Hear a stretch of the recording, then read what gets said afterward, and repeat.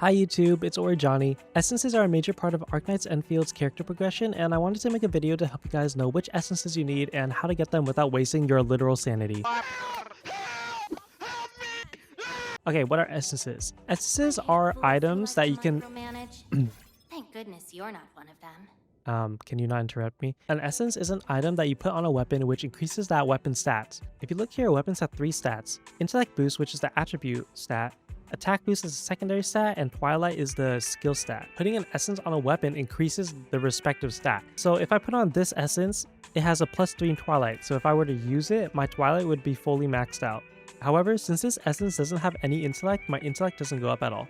Your goal is to get an essence that matches all 3 stats on your weapon.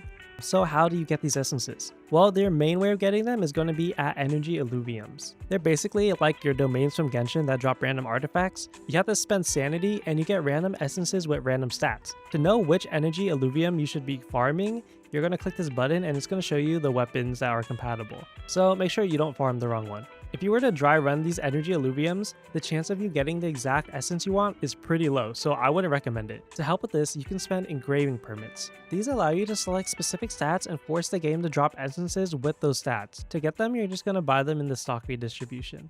So how it works is you're going to select 3 attribute stats and 1 secondary or skill stat. One of the 3 attribute stats that you select should match with the weapon you're farming.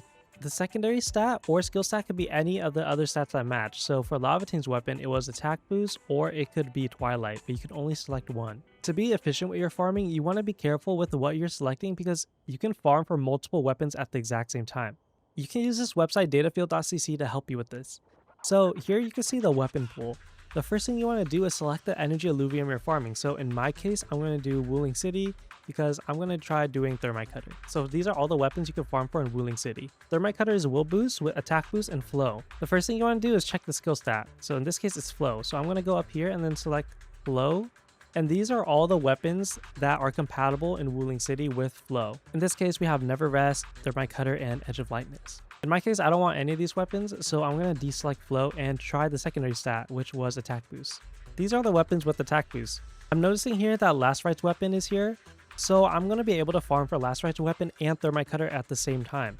Now you're going to want to note down the attribute stats.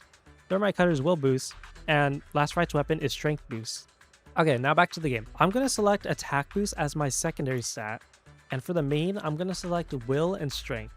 For the last one, it could be anything. If there's a third weapon you could farm for, then select that one. In this case, I'm just going to choose agility, and then you can clear the energy illuvium.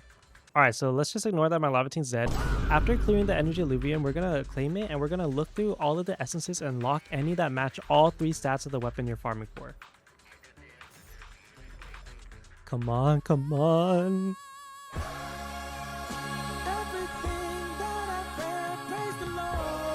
Wait, this is it. Will attack flow. Let's go. You guys don't know how many times I recorded this and I just didn't hit anything. So since it's a match, we're going to lock it and then let's just look at the other ones. You may or may not get the essence you want, but just keep farming. Alright, now that you have your perfect essence, it's time to upgrade it. For the weapon, attribute and secondary stats can go up to 9 while the skill can only go up to 4. You could get a pass 4 if you have copies of the weapon, and the reason why it says 8 and 7 here is because my weapon's not fully leveled. Okay, to upgrade each individual stat, you have to feed your essence other essences. So just throw in the ones you're not using. And make sure you lock any essences that you need. Since it's a Thermite Cutter, I'm just going to level flow for now because that's kind of the only thing that matters. It is a chance to upgrade, so you may or may not hit.